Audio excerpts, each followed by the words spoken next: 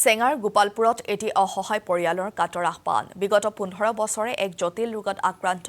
২০ বছৰীয়া মনিৰুল ইছলাম জটিল ৰোগত আক্ৰান্ত হৈ বিচনাতে ছটফটাইছে যুৱকজনে ধনৰ অভাৱত উন্নত চিকিৎসাৰ পৰা বঞ্চিত হৈ আছে যুৱকজন জিএমচিএইচত অস্ত্ৰোপচাৰ সম্পূৰ্ণ হৈছিল যদিও কিছুদিন ভালে থাকি পুনৰবাৰ অসুস্থ হৈ পৰে যুৱকজন এতিয়া দুৰ্ভগীয়া পৰিয়ালটোৱে বিচাৰিছে মুখ্যমন্ত্ৰী তথা হৃদয়বান লোকৰ অকণমান সহায় কোনো লোকে সহায় কৰিব বিচাৰিলে 9101447549 নম্বৰত যোগাযোগ কৰিবলৈ আহ্বান জনাইছে পৰিয়ালৰ লোকে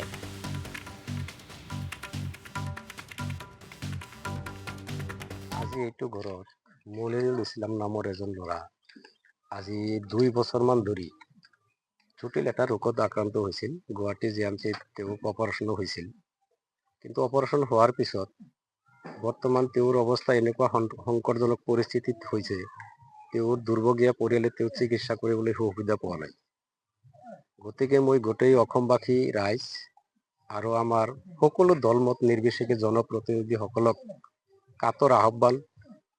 আৰু বিশেষভাৱে অনুৰোধ কৰি জনাও যে সিহঁতে যদি এই পৰিয়ালক অলপ সহায় কৰিব পাৰে ল'ৰাটোৰ চিকিৎসাৰ বাবে যদি কিবা আৰ্থিক অনুদান দিব পাৰে আমি আজি চেঙা সমষ্টিবাসী ৰাইজ তথা আমাৰ ঘৰ হ'ল গোপালপুৰ গতিকে গোপালপুৰৰ সৰ্বস্ত